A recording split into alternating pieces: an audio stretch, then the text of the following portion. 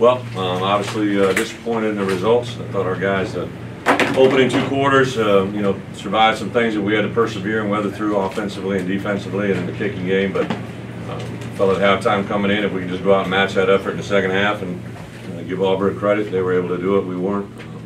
Thought we got off rhythm a little bit offensively, not being able to convert a first down in the third quarter, and that when you're playing a team like Auburn, obviously it can come up on you in a heartbeat. But I think the big swing was when BA obviously got hit. He's throwing the ball there. I thought he really played a pretty clean game. Was on his reads, on his routes. I wish we could caught the ball. That first big play in the first half.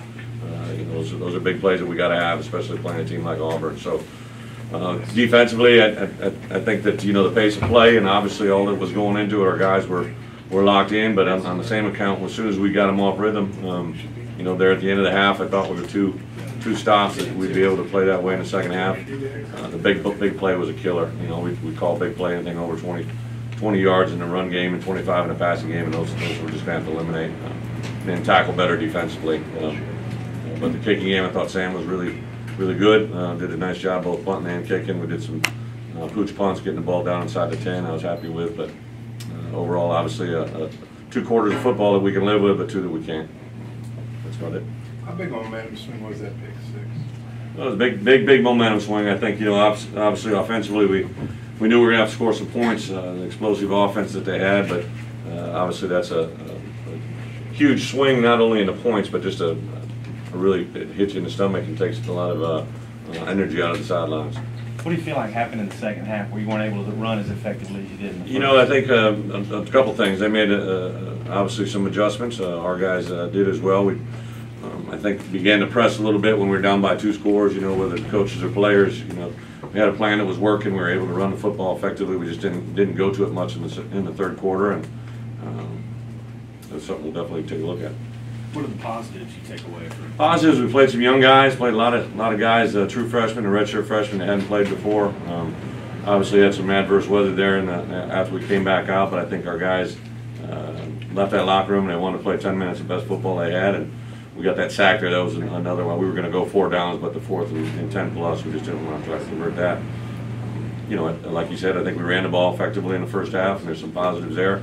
Overall, up front, got some added depth that we got to be able to take advantage of, but we got to capitalize on big play opportunities. What was the difference in tackling in the second half? I think again, talked a little bit, especially when we were in here in the weather break. There's such an emphasis on ball destruction. There's a lot of guys that we should have been solidifying a tackle a little bit more rather than trying to strip the ball out. We got some balls out and all that jazz, but too many yards after contact overall. Give credit to Auburn, but obviously something we'll work on a great deal. How do you think Brandon played overall, especially considering how his weeks? I haven't seen his numbers, but I thought he was engaged in the game. I thought he came out. Just overall preparation this week, there wasn't any noticeable difference in anything.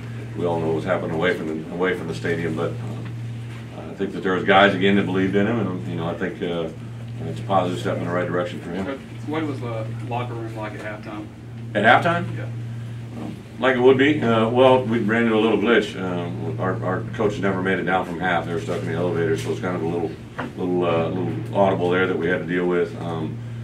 So we had to get that connection worked out. But I think the great thing was, the kids had big eyes, they had ears, that were locked into it and what was going on, and took the field. I think offensively, when we just weren't able to get in rhythm, create a first down in the early third quarter and mid-third quarter. That was a big part of it. John, not being able to make it down, did that cause any problems or anything? It is what it is. We just had to roll with the flow. Obviously, have coaches up in the booth that you look forward to coming down here and meeting as a staff and kind of getting all on the same page. And we were able to communicate by phone, but obviously not trying to make a bigger deal of it. They just weren't able to get down. Was Bret actually stuck in an elevator, or was it just too many people? No, too many. I think they were stuck in it. I haven't even got the full story, and I just know they were actually stuck.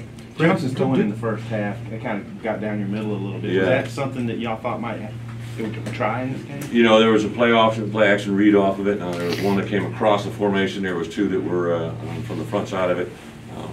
But I think we got to make sure we're looking at the right things. I think it's safety position, make sure our eyes. One of the things we really talked about playing this offense, your eyes got to have great discipline. They're going to take you to your reads and your reactions, and I think we'll definitely. There was guys right there. It's like they were catching and we were hitting, and we just got to pull that trigger a hair earlier. Coach, on that second play of the second half for you guys, was it Brandon audible? Was that going to be a run play, or was that supposed to be a pass play? I'm losing track of you. Where at? It was like the second play of the first series. Of the second You know half. what? On the very start of the second half, I was on the defensive headset because I came down on third down. What about your receivers? How do you feel like they're playing? You know, I was excited to come into the game. I really still think that we've got some guys that have grown a little bit. You'd like to see a couple of them come up with some of those bigger catches, but I can't fault their effort, and we're just going to continue to work that. I think VA's got a lot of confidence with a number of those guys, but we just got to play clean. And that ball's on time, ball's on rhythm. We got to come up with it. We got to protect it better. Brett, you knew that they'd added Duke Williams, the wide receiver. He had a big, I guess, first 3 quarters. What did he do to their game? He was a very good player. Obviously, they were able to get some things open on the back end. But again, I think our guys, the speed of the game and just the pure reading and keys and reaction, it looked like we were a little bit slow in past defense at times. We were just a hair behind the play. How happy were you to see that run game? His arm, did they Corliss? just pad that a little bit? Yeah, I think he took a shot right to it. They were afraid that it was fractured or broke, and all negative there, but that was it.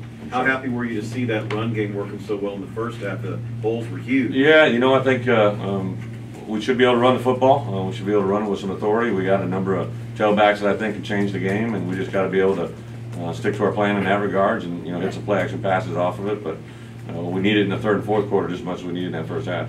Did they change something? Did they change their front a little bit? There was some modifications even in the second quarter, going into that third quarter that we knew that they had gone to. I think that in particular with the rhythm we got off, I think when that pass and that interception, we felt we started pressing a little bit. I think the players felt it too, and you just got to kind of calm down and relax and let them know that 2-point score or 2-score game is totally within reach with us. How did your game plan change when Nick Marshall came into the game? That was good.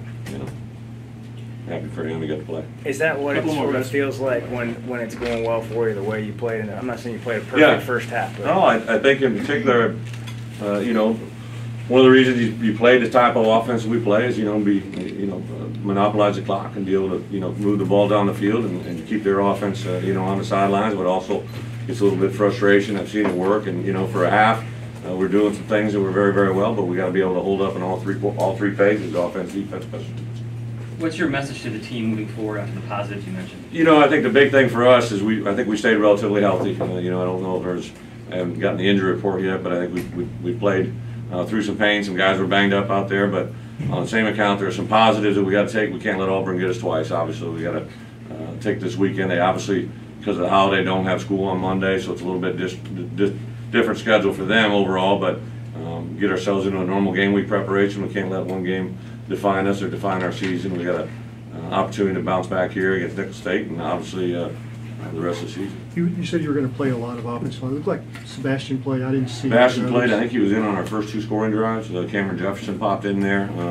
Really, with the conditions the way they were in that second half, when we came back from a weather delay, and just didn't want to break Frank into that specific scenario. And then I think Brian Wallace, in particular, where he's at, especially Cam can play tackle. You like the idea of Brian Wallace playing, but you really like the idea of what he's going to be in 2 years. So I think we played as many as maybe 6 or 7 true freshmen. On defense, I know Randy Ramsey played. I know Dwayne Eugene played. I know Bijan played. I know Josh Liddell played. Omri Tolliver. And on offense, I know Kendrick played. I don't know if JoJo did.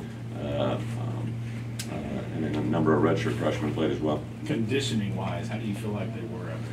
Well, and obviously when their offense is able to score a big play, their whole premise is to get back on the line of scrimmage and play. But I didn't see anything from our guys being out of condition or out of effect. But I think our guys overall handled the pace, and it was muggy out there. It was really hot in that first half. So overall happy with that. Last one. Okay, thank you guys. Thank you,